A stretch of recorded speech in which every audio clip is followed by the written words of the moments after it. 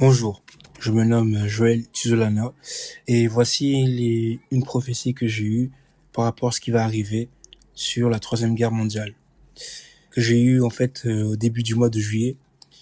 Et voilà, je le poste maintenant parce que je pense que c'est vraiment le moment de parler de ça.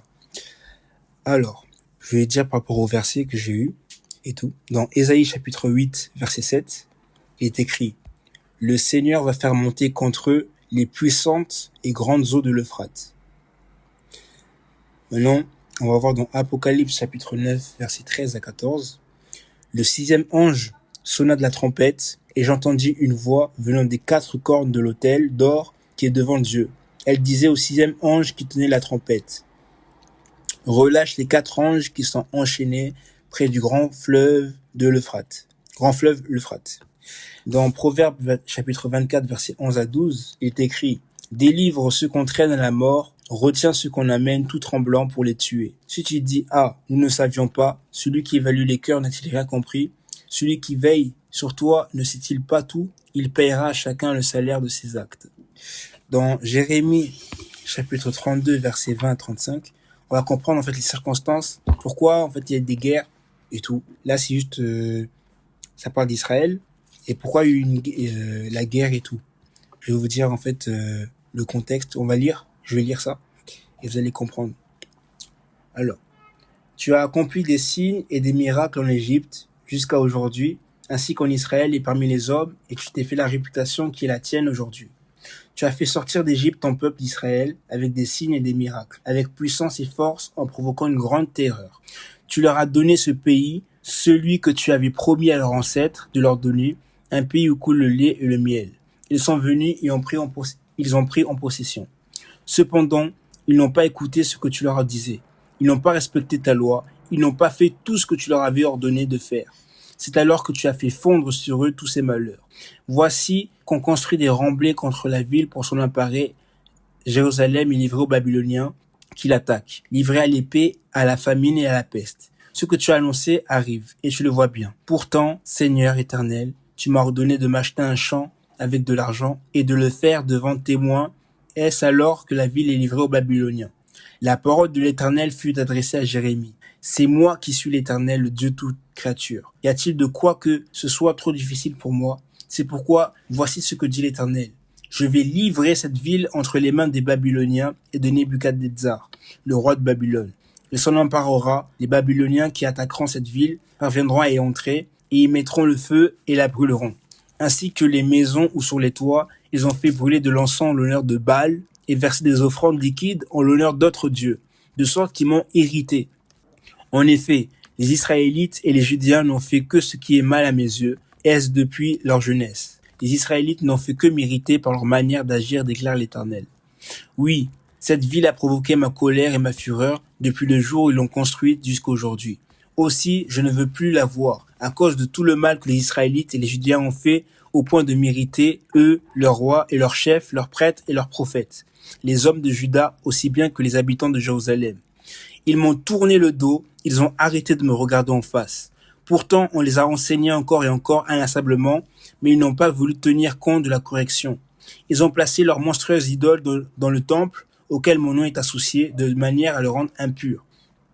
Ils ont construit des hauts lieux en l'honneur de Baal, dans la vallée de Ben Hinnom, pour offrir leurs fils et leurs filles en sacrifice à Moloch. Cela, je ne l'avais pas ordonné. Cela ne m'était pas venu à la pensée, commettre telle erreur pour faire pécher Juda. Amen. On voit que Dieu juge. Vous voyez, c'est pas pour rien que quand un jugement de Dieu il est établi, parce qu'en fait, il y a désobéissance. La Bible, qui est la parole de Dieu, sachez que chaque prophétie de l'Écriture n'est pas une affaire d'interprétation personnelle, car ce n'est pas une volonté d'homme qu'une prophétie a été apportée, mais c'est poussé par le Saint-Esprit que des hommes et des femmes ont parlé de la part de Dieu. Une grande majorité des prophéties se sont accomplies sur le Messie, sa venue, sa mort, sa résurrection, sur le jugement de Dieu, sur des peuples, nations, la restauration, bénédiction.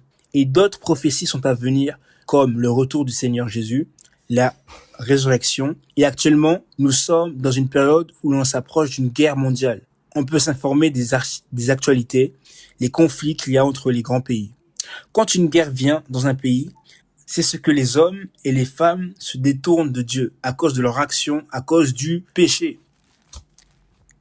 Et on peut voir les conséquences. Par exemple, il y a plus de haine, le meurtre, on est amis de l'argent, orgueilleux, rebelles à leurs parents, menteurs, cruels, ennemis des gens de bien. Le viol, la pédophilie n'est pas condamnée actuellement dans ce pays, même la France. Toutes ces choses-là. Et plein de choses. Il y a plein d'autres choses. Et on peut voir dans Genèse, chapitre 6, que Dieu ne laisse pas les choses impunies. Il va punir ces choses. Il voit tout, Dieu. Et il fait une justice. L'Éternel vit que les hommes commettaient beaucoup de mal sur la terre, et que toutes les pensées de leur cœur se portaient constamment et uniquement vers le mal. L'Éternel regretta d'avoir fait l'homme sur la terre et eut le cœur peiné. Vous voyez? Et dans ce message qu'on peut dire, parce que quand on lance une guerre mondiale, c'est pas pour rien, parce qu'il y a une grande souffrance. Parce que petits et grands, tout le monde est dedans, quoi.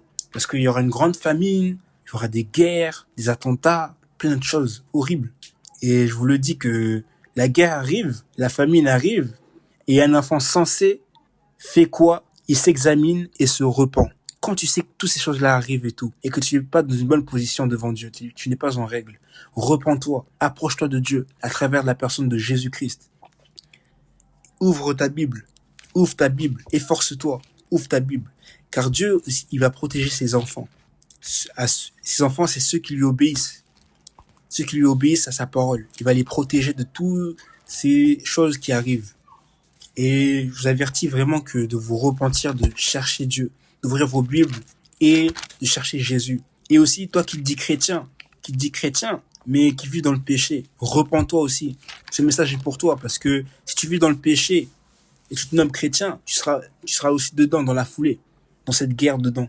Moi, je te dis que de prier, de chercher Dieu tant qu'il est encore temps. Tant qu'on a encore la vie, la respiration, c'est de chercher Dieu. Voilà ce message que je veux vous dire et soyez bénis. Et aussi, faites aussi des provisions de nourriture, d'eau et de médicaments. Parce que là, actuellement, bientôt, là, ça va se vider aussi. Les magasins, et tout. Donc, faites des provisions.